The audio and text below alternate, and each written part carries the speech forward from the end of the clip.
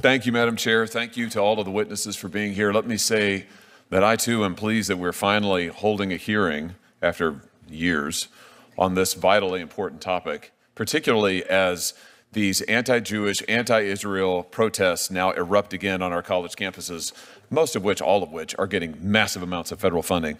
Mr. Rockland, is that how I say your name, by the way? Is it Rockland? Rackland, just Rackland. R-A-C-K rather than Rackland. Okay, I got it. All right. I'll see if I can adhere to that. Appreciate it. Let me just ask you, I just want to make sure that I heard you in response. I think it was to Senator Welch. Did you say that you're not in favor of canceling visas for foreign students who commit unlawful acts against Jewish students? I said at this time, Nexus does not have a position on that, the organization I work for. And then I went on to describe how in the national strategy, it doesn't talk about that, doesn't recommend that. And that was done in consultation with 1,000 leaders across the board and was supported by the ADL, AJC, JFNA, J Street, all of us. So you don't think that's not a good idea? I mean, why would we permit a foreign student who's here on a student visa who commits an act of violence, an unlawful act against a Jewish student? Why wouldn't we say, sorry, but if you're going to commit acts of violence against Jewish students, Jewish Americans or foreign Jewish students, whomever, we're going to revoke your visa. I mean, you're going home. So I think on that issue itself, I'm trying to think now.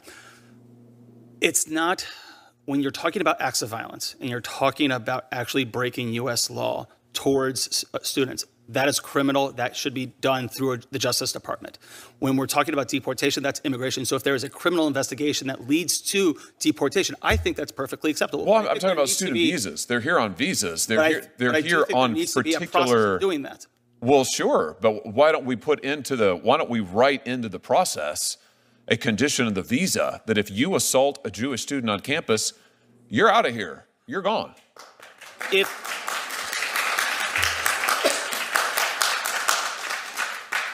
If it was written in the statute and if it was broad enough to be not just be for Jews, but for all people that have experienced discrimination, regardless of who they are, I think that we should look at that. But I think until that is in law, what I'm basing this on is what the current statute says and what currently is being done.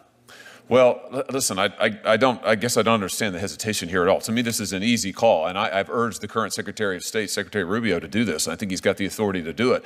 My position is it would send an incredibly clear message. If you come to this country on a student visa, you are here as a guest of the United States for particular purposes. If you assault a Jewish student on campus, you ought to be out of here. And we ought to make it clear to people we are not going to tolerate it. We're not going to tolerate it for any reason. Can I just ask you why I have you here, Mr. Rackland? Yeah, I've heard you talk about DEI. I just want to be clear on this. You would agree, wouldn't you, that much of this DEI rhetoric has been weaponized against Jewish students? The DEI dialogue has been weaponized against them. They're called colonizers. They're called imperialists. They're called oppressors. It's the classic intersectionality DEI language. I'll give you some tangible examples. The DEI chair at MIT publicly issued statements calling Israel a genocidal apartheid state. You have the University of Washington's DEI office that sent out an email describing Israel as, once again, an unlawful and oppressive settler colonial apartheid state. The DEI program coordinator at Rutgers said to Jewish students, F you colonizer, F you Zionists.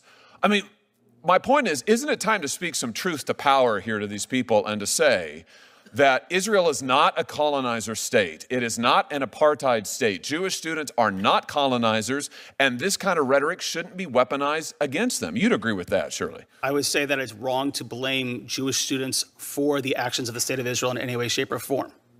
And it's wrong to call the state of Israel a colonial apartheid state. I would say that Israel right now, a number of different human rights organizations talk about them in that sense. Personally, I don't see them I don't see Israel that way. I've been there many times. I have family that live there. I've been to the West Bank. I've enjoyed it. However, there are considerable issues regarding the occupation that need to be addressed, and inadequacies between how Palestinians are how Palestinians live in the West Bank versus how Palestinian Israelis live in. My time, I'm only interrupting you because my time has almost expired, and the chairwoman is being extremely strict on the time.